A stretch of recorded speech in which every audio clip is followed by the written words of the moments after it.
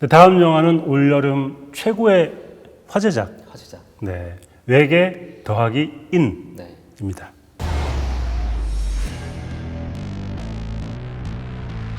저는 너무 재밌게 봤거든요.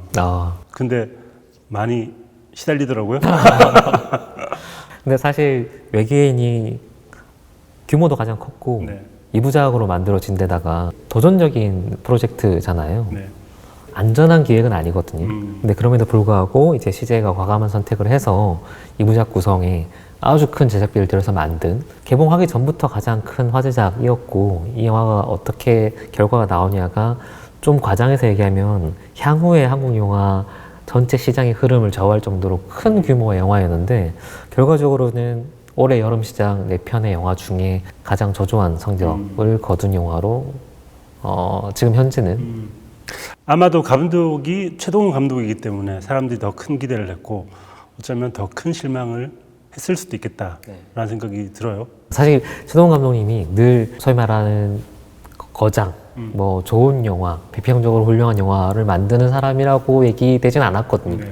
사실 영화에 대한 평가도 여러 가지로 박한 평가가 되게 많았어요. 근데 그럼에도 불구하고 흥행을 실패한 적은 한 번도 없는, 말 그대로 흥행 불패 감독이었는데, 이번에 첫 번째로 어떻게 보면 가장 큰 규모 영화에서 흥행 실패를 해서 한국 영화 시장 전체의 어떤 지표가 될 수도 있는 사례인 것 같고, 저는 최동훈 감독님 영화 충무로의 어떤 시스템을 대표하는 모델이었다고 봐요. 소위 말하는 멀티캐스팅을 하고, 근데 그게 최동훈 감독님이 그렇게 하려고 했던 게 아니고, 본인이 이제 도둑들 같은 소위 말하는 케이프 무비 장르를 선택하고 나니까 당연히 자연스럽게 캐스팅이 늘어나는 시기였는데, 투자하는 입장에서는 약간 스타를 보고 투자를 하잖아요. 네. 그러니까 투자도 잘 되고, 한마디로 정의하면 약간 과잉의 모델들을 취하고 왔는데, 그게 지금 어떻게 보면 한계에 부딪힌, 이후에 이제 투자되는 영화나 기획된 영화들에 대해도 상당히 영향을 미칠 것 같습니다. 흥행 실패의 가장 큰 요인이 뭐였다고 생각하세요? 일단 SF에 대한 적대감이 조금 있는 것 같아요, 관객들이. 영화에 대한 호불호는 갈릴 수도 있고,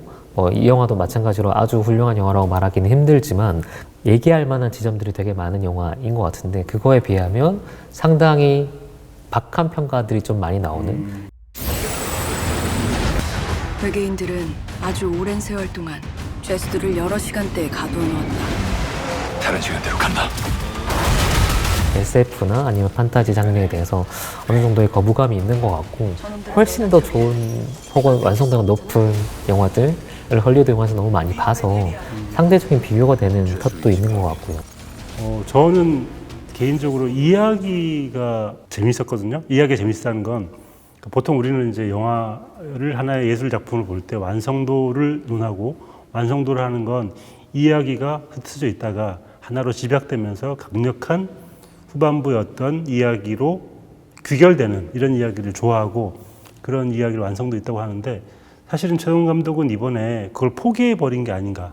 저는 그게 의도적이라고 생각을 하거든요. 산발적이고 흩어져 있는 이야기를 각각 다른 세계에서 펼치고 싶어 했던 최동훈 감독의 일종의 야심 같은 게 있었는데, 그게 좀 납득시키지 못했던 게 아닌가라는 생각을 저는 좀 하게 돼요. 확실히 야심이 있었던 프로젝트이죠. 그리고 완전히 생뚱맞은 영화를 만들었냐라고 하면 그렇지는 않아요. 최동훈 감독이 늘 추구했던 어떤 방향성이 과잉이라고 하면 과잉일 수도 있고, 그냥 더 규모를 키운 쪽의 프로젝트에 가까웠고, 소위 말하는 판타지에 가까운, 전우추에서 보여줬던 그런 것과 SF를 접목시킨 거라든지, 프로젝트 자체가 굉장히 도전적이고 야심찬 프로젝트예요. 감독의 어떤 맥락에서 보면 이 정도 규모에 와서 내가 이걸 할 수 있는 타이밍이 되면 여기까지 욕심을 내보는 프로젝트라고 볼 수 있는 맥락들도 되게 있는데, 그게 이제 잘 버무려졌냐, 소화가 됐냐라고 하면 약간의 물음표가 찍히는 것 같고, 사실 그렇게 치면 저는 앞서 만들어졌던 도둑들이나 최동훈 감독님 영화들은 늘 그렇게까지 훌륭한 완성도라고 저는 생각 안 하거든요. 근데 그럼에도 불구하고 대중적으로 이제 먹히거나 호소했던 부분이 있었는데, 이번에는 그게 앞에 먹혔던 거에 약간 그거에 대한 반감까지 한 번에 반작용이 온 거 아닌가 싶은 생각도 들었어요. 굉장히 저는 재밌었어요. 그런 시도와 어떤 표현과 이런 것도 재밌었는데, 그런 댓글들이 많더라고요. 그렇게 큰 돈을 들여서 감독 네가 혼자 하고 싶을 걸 하면 어떡하냐. 근데 저는 약간 반대하고 싶은 게, 큰 돈을 들이는 건 제작자의 입장이고 관객 입장에서는 이게 재미있느냐 없느냐만 판단하면 되는데 우리는 15,000원, 16,000원어치에 값하는가 아닌가만 판단하면 될 것 같아요.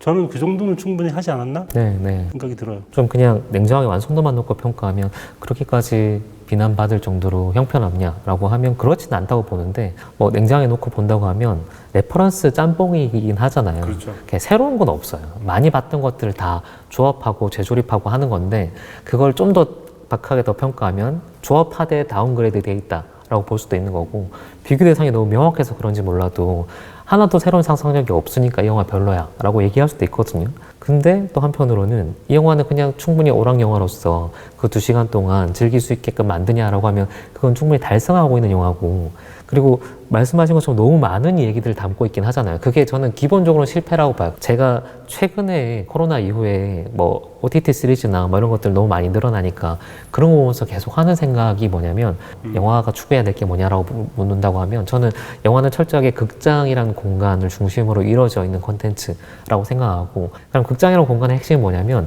최대한 2시간, 제한 시간 안에 뭔가를 해결해야 되는 거예요. 시네마 시대는 끝났어요.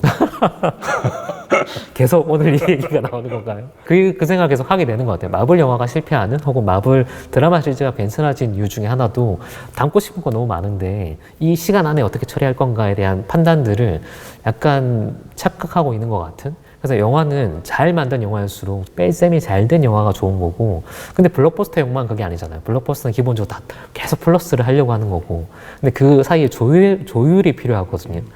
그게 어떻게 보면 기획의 능력일 수도 있고 프로듀싱의 능력일 수도 있어요.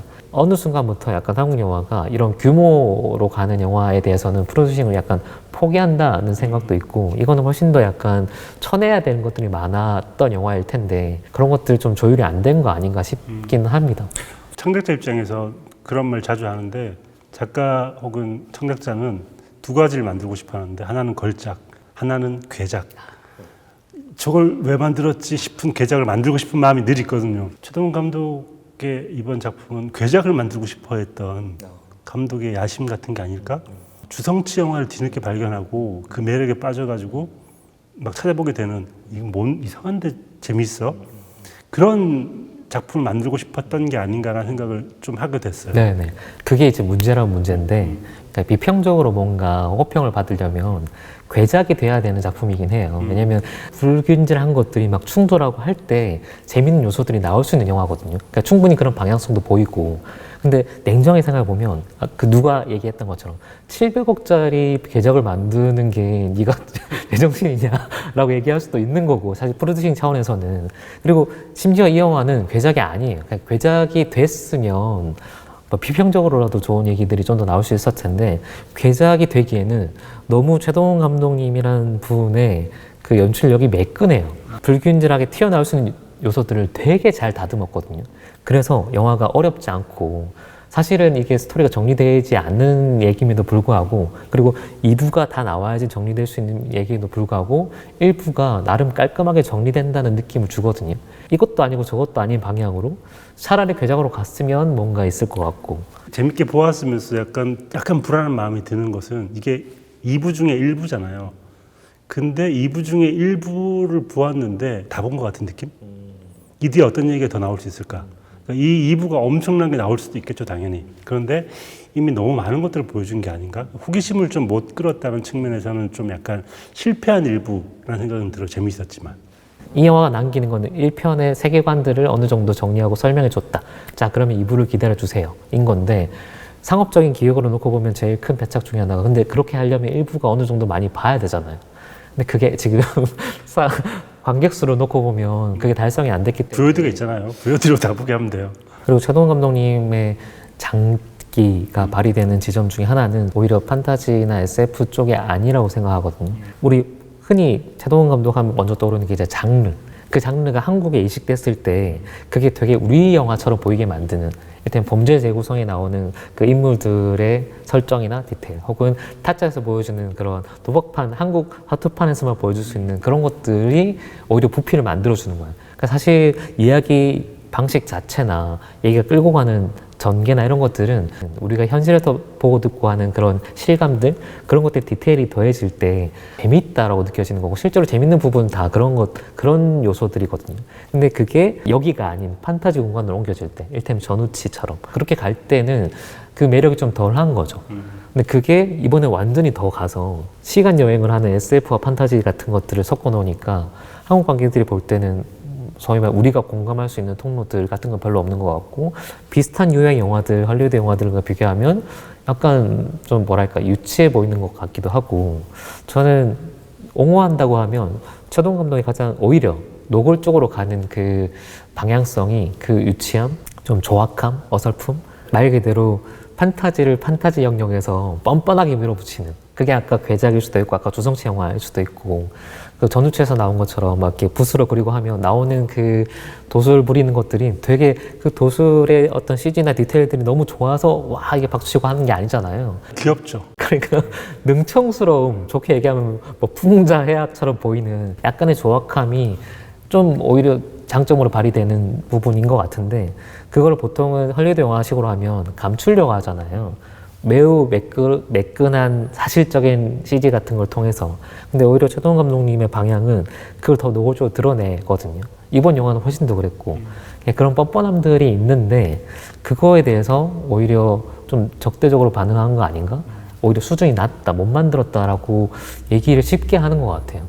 근데 저는 오히려 그게 이번 영화에서도 드러난 방향성이라고 보거든요. 뭐 이번에도 사실 일관성이 있긴 했어요. 그 전우치를 떠올려봐도 그렇고, 최동 감독님의 저는 또 하나의 특징이 절대 가족을 내세우지 않는다는 것 같거든요. 근데 스승과 제자는 중요한데 가족은 절대 중요하지 않아요. 그래서 쿨해 보이는 느낌 같은 게 있고, 한국적인 서사를 가지고 있지만 한국적으로 보이지 않는 게 그런 가족 중심적이지 않은 서사 때문인 것 같은데, 이번에도 그렇거든요. 근데 이번에는 유독 사람들이 너무 흩어져 있어 보인다고 생각을 하는 게, 가족도 아닌데 너무 시간과 공간의 차원에서 너무 많이 흩어져 있어가지고 모을 수 있는 좀 구심력이 좀 부족했다라는 생각을 많이 하는 것 같습니다. 우리가 흔히 심파라고 하는 강력한 드라마적인 장치, 구심점을 만들어주는 그런 것들이 이번에 되게 좋은 의미에서는 쿨하게 다 지어내려고 되게 최대한 노력했잖아요. 근데 이를테면 뭐 도둑들에서도 그랬고 아니면 암살에서도 그랬지만, 약간의 데우스 엑스 마키나처럼 수습 안 될 때 중간에 그 제일 후반부에 그걸 배치하면서 어느 정도는 이렇게 모아주는 것도 있었는데, 그러면서 이야기가 마무리되는 거잖아요. 이번에는 어쩌면 2부가 안 나와서 그렇게 그런 것들이 안 보이는 걸 수도 있지만, 적어도 1부까지에는 그렇게 기둥으로 삼을 만한 뭐 드라마적인 큰 맥락이라든지 그런 것들이 없어요. 없다 보니까 오히려 이런 뭐랄까 좀 낯선 이물감 혹은 쿨함 같은 것들을 별로 이렇게 달갑지 않게 받아들이는 것 같기도 하고, 저는 그냥 한 사람의 관객으로서 좀 무책임하게 얘기한다고 하면 이런 시도들이 되게 필요하다고 보거든요. 700억짜리 영화 한 편 만드느니 70억짜리 영화 10편을 만들어주는 게 소위 말하는 다양성 차원에서는 훨씬 더 좋은데, 또 때로는 과감한 도전과 이게 만약에 성공했다고 하면 되게 좋은 사례로 전 남을 수 있는 프로젝트였다고 생각을 하거든요.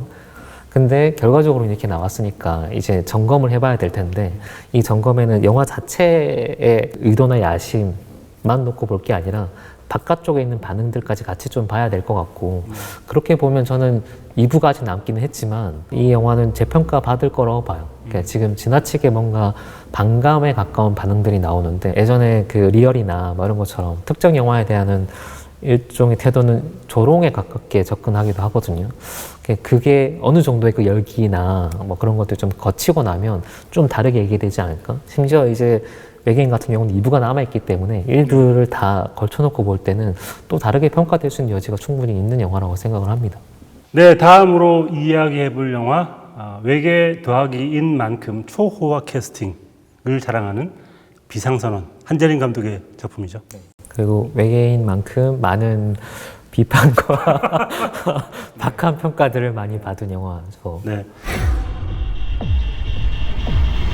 저는 지금 어제 따끈따끈하게 좀 보고 네. 아직도 그 비상선언의 숨막힘, 갑갑함 이런 것으로부터 벗어나지 못하고 있습니다. 저는 올여름 영화 4편 중에 제일 문제가 많은 영화라고 봤어요. 아 그래요? 비상선언이란 게 근데 영화 나중에 다 보시면 아무 의미도 없고 위력도 없는 것 같아요. 그렇게 강조했는데 아무도 비상선언을 비상하게 받아들이지 않아요. 그게 이 영화의 문제 중에 하나인 것 같고 저는 전반부는 되게 아이디어도 괜찮고 의미 있게 출발을 했고 중반부 끌고 가는 것까지도 되게 준수합니다. 제가 기억이 납니다. 송경훈 평론가님께서 준수한 도입부, 무난한 중반부, 심각한 후반부라고 그랬나요? 하나도 안 맞는데 지금. 뭐 비슷한 느낌인데? 느낌이 비슷해요. 근데 초반이 제일 좋고 중반은 잘 그냥 정리를 하고 있는 것 같고 후반에는 거의 약간 거의 추락에 가까울 정도로 갑자기 왜 이러지 싶을 정도 영화가 심각하게 저는 망가진다라고 생각을 했고 후반에 망가진 이유 중에 하나가 이제 메시지나 사회적인 드라마들을 후반에 다 몰아놨는데 그거를 너무 위험한 방식 혹은 좀 정확하게 얘기하면 좀 게으른 방식으로 해결을 한다. 이 영화가 뜯어보면 사실 미덕도 되게 많거든요. 야심찬 도전도 되게 많이 했어요. 근데 그런 자잘한 장점들을 다 덮는 되게 큰 단점이 하나가 있는 일단 미덕부터 먼저 좀 찍어준다고 하면 초반 중반까지 그 빌런 역할을 맡았던 윤시안 배우의 역할, 존재감 이런 것들이 확실히 살아있고 나는 여기 비행기에 탄 사람들이 전부 죽었으면 좋겠어요. 중반에 그냥 퇴장을 시켜버리잖아요. 그게 또 한 차례 약간 변곡점을 만들어주는 것 같기도 하고 어떻게 흘러가려고 하지? 라고 하는 기대감을 갖게 만들고 그리고 이 전체를 잡아주는 카메라 앵글 같은 것들이 좀 특이하게 썼어요. 그러니까 소위 말하는 그 화이트 블로우라고 이게 화면을 좀 뿌옇게 만드는 그게 의도적으로 이제 좀 불투명하게 만드는 거고 그 화면과 지상 쪽의 화면이 약간 구별되게 만들고 그 비행기 좁은 상황에서 이루어지는데도 불구하고 카메라 앵글이나 각도들을 되게 다양하게 써서 심심하지 않게 계속 만들거든요. 이 영화가 사실상 끝나는 지점이 변곡점이 두 개가 있다고 하면 첫 번째가 이제 임시완 배우가 악역이 그냥 뭔가 요구하지 않고 갑자기 사라져 버리는 그러니까 증오만 퍼뜨리고 사라지는 사실상 거의 인간 바이러스인 거잖아요. 그런 존재. 우리가 어떻게 할 수 없는 대항할 수 없는 어떤 증오에 가까운. 그리고 두 번째가 이제 미국에서 회항에 들어올 때 그 노을이 딱 지는 장면은 정서적인 충족감을 주는 장면인 것 같아요. 그 장면을 보고 아름답다고 생각하면 이상하지만 그 장면 찍은 시퀀스 자체는 되게 감정적으로 차오르게 하는 것들이 있거든요. 거기까지는 되게 좋았어요. 근데 그렇게 빌드업을 다 해놓고 맨 마지막 후반부에 사회적인 드라마나 문제들을 다 이제 몰아넣은 거죠. 근데 그렇게 몰아넣고 해결하는 방식 자체가 사실 저는 이 영화는 위험하다기보다는 되게 게으른 쪽에 가깝다고 보는데 기승전결로 치면 기승까지는 정말 빌드업을 잘하거든요. 승 부분은 엄청 다양한 이야기들을 보여주고 다양한 캐릭터를 보여주다가 말 그대로 전에서 너무 손쉽게 뭔가 해결을 하고 그리고 적당히 이제 해피엔딩에 가까운 결을 보여주는 그런 이야기 해소 방식이 이 영화에 좀 안 좋은 쪽으로 나타난 거 아닌가? 근데 거기에 사회 드라마를 끼워 넣기 시작하니까 되게 위험해 보이는 것들이 있는 건 거죠. 실소가 나올 정도로 이상하다고 생각했던 많이들 얘기 나오는 장면 중에 하나가 합의를 해서 우리 착륙하지 말자라고 하잖아요. 위험한 지점 중에 하나는 그걸 굳이 어린아이의 입으로 하게 만든다는 거. 그리고 그 얘기를 하게 만들려고 그 아이가 초반부터 계속 그 캐릭터를 쌓아요. 계속 양보하고 이게 움츠러들고 자기가 먼저 이렇게 발을 빼고 하는 것들을 초반에 계속 쌓거든요. 마지막에 그거 한 방에 그 대사에 설득력을 실어주기 위해서 그 캐릭터를 만든 거예요. 근데 그렇게 만들어진 아이 캐릭터가 실제로 약간 입체적이냐 사람 같냐라고 하면 그렇지 않고 천사 무슨 말이냐면 존재하지 않는 거예요. 사람이 아닌 거예요. 사실상 이야기 속에 필요한 기능으로 작동을 시키고 있는 거고 그걸 위해서 앞에 서사를 그렇게 깔고 나갔다는 것도 어떻게 보면 한편으로 좀 괘씸한 것도 있고 일종의 집단 자살을 선택을 하는 거잖아요. 그 선택에 대해서도 여러 가지 말이 있던데 저는 그 선택 자체의 윤리적인 문제라기보다는 그 선택을 한 거에 대한 약간의 게으름 어떻게 이 난장판을 해소할까에 대해서 그냥 아주 손쉬운 소위 말하는 자기희생이라는 키워드를 위에도 주고 밑에도 주는 거예요. 밑에 주는 자기희생은 송강호 역할이 하는 거고 위에 이제 자기희생들은 전 승객들이 다 하는 건데 여기서 너무 좀 웃겼던 것 중에 하나가 뭐냐면 계속 안에서 분란과 갈등이 있었거든요. 원래 이런 식의 좁은 폐쇄 공간을 만드는 드라마 같은 경우는 그 안에서 좁은 사회 축소판을 보여주고 싶어 하는 거죠. 누구는 이기적이고 누구는 자기 희생적이고 하는 것들이 다양하게 나오는 건데 그게 일순간에 해소가 돼요. 그게 너무 납득이 안 되기도 하고 진짜로 그래? 가정을 왜 안 보여줘? 다 합의된 거야? 라는 그 순간 과정이 지워져 있으니까 이 영화가 그냥 탈색된 판타지처럼 보이기도 하는 거죠. 그리고 제가 제일 웃겼던 장면은 뭐냐면 가족들이랑 다 사실은 눈물을 짜내기 위해서 그 장면 만들었다고 생각하는데 다 가족들이 마지막 인사 나누고 그리고 비행기가 지평선으로 쭉 날아가거든요. 보면서 무슨 생각했냐면 어디로 가려고 그러는 거지? 그냥 그 비장한 이미지를 보여주고 싶은 거예요. 근데 그 이미지 하나를 위해서 여러 가지 실제로 존재해야 됐을 뭐 갈등 같은 것들 그런 것들을 너무 손쉽게 그냥 편 거 아닌가? 그래서 그 순간에 약간의 불쾌감과 함께 약간 웃음이 나는 거죠. 제가 비상선을 보고 저도 나름 이제 비판할 만한 이야기들을 이렇게 적어 왔습니다만 이 송경훈 평론가님의 이 과격한 언사 때문에 저는 말을 얹을 수가 없어요. 불쾌하다, 뭐 이렇게 적나라한 이 표현들 쓰시니까 이렇게 몰아가시는 거예요? 압도적으로 이렇게. 옹호하는 쪽에 의견을 낼 것 같습니다. 근데 이거 사실 이거는 우리 그 많은 분들이 얘기를 하셨던 정의란 무엇인가의 문제와 흡사한 부분이 있습니다. 많은 사람들을 살릴 것인가, 소수의 사람들을 희생하면서 아니면 소수의 사람도 살리기 위해서 노력할 것인가. 근데 여기에선 결정적으로 질문이 잘못된 것 같아요. 그렇게 질문을 하려면 이 사람들이 돌아갈 수 없는 길로 가야 되는데 사실은 그 길이 되게 많이 있어요. 이건 후반부의 어떤 목적을 위하여 플롯을 일부러 꼰 거거든요. 근데 이거는 잘못된 플롯의 문제이지 심파의 문제도 아니고 그냥 플롯이 한번 잘못 꼬인 거예요. 그래서 저는 이 영화를 내가 만약 편집을 한다면 별점을 0.5개는 올릴 수 있지 않을까. 편집으로 살릴 수 있다. 왜냐하면 이제 미국에서 회항을 하고 일본에서 또 거부당하잖아요. 그때 대한민국 정부가 받겠다라는 신호를 하는데 연료가 부족해서 비상착륙을 하게 되는 장면, 그 스릴 얼마나 스릴 넘쳐요.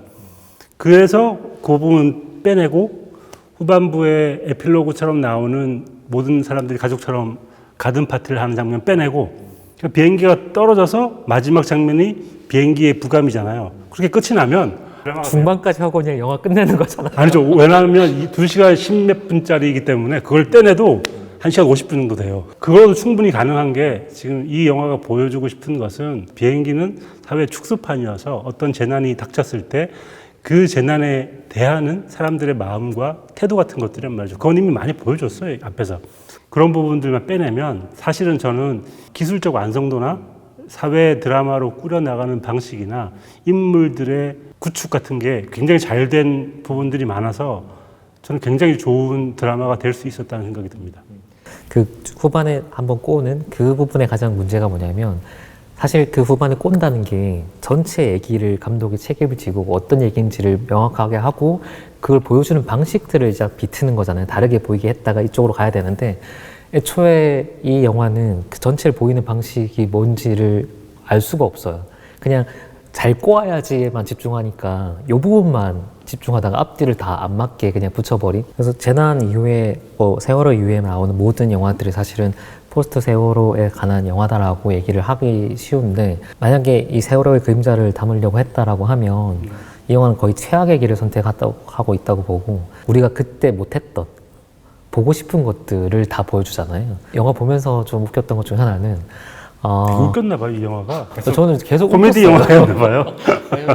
영화 마지막에 자기 희생을 포함해서 마지막에 인사를 그 가족들의 인사 나누게 하는 그런 거 모든 것들이 재난 상황이 일어날 수 있을 법한 그 상황에서 우리가 보고 싶어 하는 것들 유능한 대처와 그리고 책임지는 공무원들 어떻게 보면 아쉬움 없이 떠날 수 있게끔 만들어진 무대까지 그 재난 상황이랑 시뮬레이션 해놓고 그때 못했던 것들을 그냥 여기에 더 씌우는 거예요. 근데 이렇게 이런 식으로 하는 게 저는 뭐랄까 여러 가지를 좀 망각시키는 방식이라고 보거든요. 보고 싶은 되게 당위들을 보여주는 거고 제일 좀 이렇게 어이없었던 장면 중에 하나가 혹은 비겁하다고 생각하는 장면 중에 하나가 제일 마지막에 그 사람들이 후일담처럼 보여주는 다 흰옷 입고 있는 그게 일부러 그런 식의 상징을 만든 거잖아요. 마치 천국인 양. 그리고 그 편집의 순서가 되게 괘씸해요. 그럼 요거는 이 사람들의 환상인가? 혹은 사후세계인가 모르게 이렇게 그냥 그 정도로 편집을 해놓은 거예요. 관객들한테 어떻게 보면 맡기는 건 거죠. 그 장면에서 제일 마지막에 송강호 배우랑 그 이병헌 배우랑 되게 의미심장하게 서로 마주보고 아는 척 하잖아요. 영화 내내 한 번도 두 캐릭터의 접점이 없거든요. 네. 근데 두 사람의 마주보는 숏을 만들어야 되는 거는 그냥 송강호랑 이병헌이기 때문에 그 숏을 만든 거예요. 영화가 너무 왔다 갔다 하는 건 거죠. 여기저기 좀 필요한 것들 편의적으로 덕지덕지 붙인 것 같고, 그러다 보니까 순간순간 약간 반전이나 꼬는 것들에 뭐 약간 어긋남들이 생기고, 중간중간 뭐 장면으로는 되게 괜찮은 씬이나 새로운 시도들이나 접근들도 보이는데 그걸 다 망칠 만큼 너무 좀 쉽게 접근했다라는 생각이 들어요. 저는 이 영화의 장점 중에 하나는, 장점이 있거든요. 장점 되게 많이 있어요. 근데 저는 연기였다고 생각이 들어요. 초호화 캐스팅에 버금가는 연기들을 보여줬다고 생각을 하고요. 특히 저는 요새 이병헌 배우가 정말 연기를 잘하는구나. 여기에서 그 김남길 씨랑 잠깐 짧게 얘기를 나누는 장면이 있는데, 이 두 사람의 전사가 있고 자신이 지금 어떤 삶을 살고 있는지를 설명하는 장면이 있는데, 와, 그 장면에서 자기가 행복하면 안 되는데 행복하게 보일까봐 미안해하면서 눈치를 보는 대화를 하는데, 그 섬세함이 정말 전 대단하더라고요. 그래서 연기만큼은 이 각각의 배우들이 제 몫을 다 해냈다. 마지막에 이제 그 사태가 나는 바람에 연기도 좀 묻히게 됐는데, 제 머릿속에서 그래서 저는 편집을 했어요. 에필로그처럼 흰옷 입고 그런 장면이 있었어요? 바로 그냥 그 비행기 추락해서 독이 떨어지고 부감으로 끝나는 그 장면이 제 머릿속에는 다예요. 저는 이 영화 의도치 않게 2000년대, 2010년대 후반부터 지금까지 쌓아온 되게 잘못된 습관들을 다 적나라하게 고발하고 그냥 떠나버린 영화가 됐다고 생각을 하는데, 그 대표적인 것 중에 하나가 멀티캐스팅이에요. 아까 말씀 주신 것처럼 이 영화가 온전히 이병헌이라는 인물, 트라우마로 비행을 못하는 사람의 시점으로 갔다고 하면 또 전혀 다른 영화가 됐을 거예요. 그 인물이 반드시 비행기 조종을 다시 해야 되는 상황들도 있고 따르고 해야 되는 명분도 있고, 거긴 드라마 구축이 되게 잘 됐거든요. 근데 어떻게 보면 밑에 지상 파트의 얘기들은 다 사족이에요. 심지어 얘기랑 잘 붙지도 않아요. 근데 그게 왜 들어갔냐라고 하면 그 캐스팅들이 됐으니까 굉장히 화려한 멀티 캐스팅을 하고 그 좋은 배우들 다 쓰고 얘기는 수습 못 하는 거야. 그냥 얘기는 병렬시켜 놓은 건 거죠. 병렬시켜 놓은 게 어느 정도는 그냥 우격다짐으로 밀어붙이는 시기도 있었는데, 이제는 이제 그렇게 벌리는 얘기에 대해서 약간 어느 정도는 피로감, 반감 같은 것도 있는 것 같고, 그거를 너무 좀 슬프지만 역설적으로 잘 보여준 것 중에 하나가, 전체 얘기에서는 불필요할 수 있는 배역을 맡은 배우들이 연기를 너무 잘해요. 어떤 건 웃기고 어떤 건 슬프고, 희비극이군요, 희비극. 저는 올해 송강호 배우가 너무 좀 이렇게 여러 가지로 인상이 남는데, 브로커에서도 마찬가지였거든요. 브로커에서 가장 좋은 장면은 뭐냐면 송강호 배우가 나오는 몇몇 씬이에요.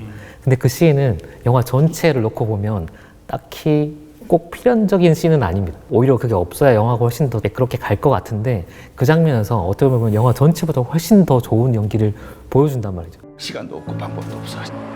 지금 우물쭈물대다가 저 사람들 다 죽어. 그게 어떻게 보면 송강호라는 배우가 가지고 있는 힘일 수도 있는데, 앞뒤 맥락 다 생략하고 그냥 그 장면만 보여줘도 납득이 될 수 있는 어떤 절박한 연기들을 하거든요. 송강호라는 배우가 어떻게 보면 한국 영화 되게 상징하는 배우잖아요. 심지어 올해는 칸 영화제에서 남우주연상을 수상을 하기도 했고, 그게 지금 한국 영화 전체 시스템적인 뭐 어떻게 보면 프로듀싱의 붕괴 뭐 이런 거랑 맞물려서 좀 오히려 하나의 좀 뭐랄까 현상처럼 보이기도 하더라고요. 이렇게 좋은 연기들이 이런 식으로 낭비되는 장면들을 목격하면서 2010년대 한국 영화의 어떤 패턴의 마지막일 수도 있겠다.